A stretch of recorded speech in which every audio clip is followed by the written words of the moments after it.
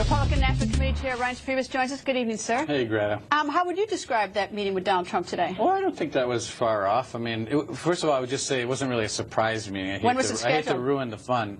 Days ago. Well, that seems like a little bit of a surprise. No, I mean, listen, I hate to ruin the fun, but when a candidate comes into town and says, hey, we're going to be in town having meetings, we want to stop by and say hello, hey, no problem, let's check with the schedule. It worked out, and the team came over, and we had a good meeting, and we talked about a little bit of the process, a little bit about convention, a little bit about, we did talk about unity and working together and making sure that when we go to Cleveland and we come out of Cleveland that we're working in the same direction. And part of that is just talking more and making sure that we've got open channels of communication. So it's pretty normal stuff, actually. All right. Well, you got three candidates who in the past couple of days seem to say, some overtly, that he will back out of the pledge to support the candidate in the event someone is named wins the nomination. Did you talk to him today about whether he will keep his pledge? Well, look, I mean, again, I don't want to sound like a broken record about spoiling all the fun, but you know, I'm really not going to talk about what we talked about, and I can't have meetings with candidates if I'm going to turn around and talk about what we talked about. But I can answer the question generally. Ask it generally. I mean, is that a problem? I mean, all three candidates are now. It seems like you're trying to herd cats at this point. Here's the issue: we're going into potentially, we don't know for sure, but potentially an open convention. So the candidates, I think, are going to posture a little bit as far as what they're willing to do and who they're willing to support and who they're not. I think people are counting noses. I think this selection of is becoming very intense. We're not just talking about the allocation of delegates, who wins the states, but then after that happens, the actual selection of who's sitting in those chairs. And what candidates are now, portraying out for the public to listen to is, I think a bit of posturing. I'm not really worried about, in regard to supporting the eventual nominee or the party. They've all agreed to that by virtue of, in one case, signing our data agreement. They're not going to get the data and the tools of the RNC and run to be our nominee and tell me that they're not going to support the party. It doesn't work that way.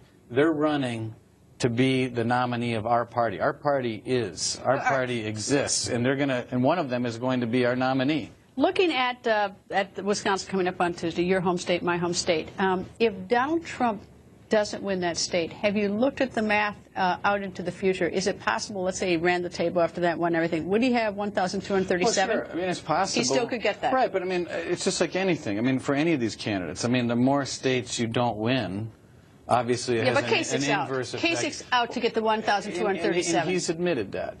But if no one gets to the majority, then you're going to end up in a case where you have an open convention, either in the first, second, third, or who knows how many ballots. But I'm saying, who can still get the 1,000? Cruz and Trump and Cruz can still? Yeah, both Ted Cruz and Donald Trump can still get to the magic number before Cleveland. And we could have a presumptive nominee before Cleveland. That's right. All right, I got a Twitter poll here. Viewers, this is your chance at home to vote. After the convention, will the Republican Party be unified? Tweet yes or no using hashtag Greta. We'll show you your live Twitter votes throughout the show. Right. It's always the division. Sometimes is more fun, but believe me, unity.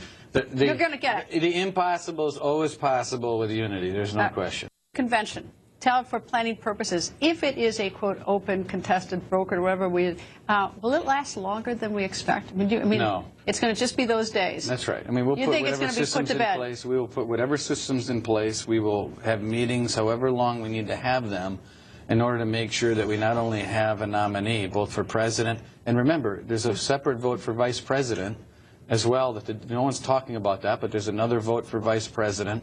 And then on Wednesday and Thursday, we're going to have a program, and there's going to be a convention with, obviously, our nominee to be concluded on Thursday night. All right, we got some healing to do. The voters here a little bit, we're just early on the polls. They're not so persuaded, but it's early in the show. Who knows? Maybe they'll bite. Anyway, Mr. Chairman, always nice to see you. We'll be watching Wisconsin on Tuesday. Thank you, sir.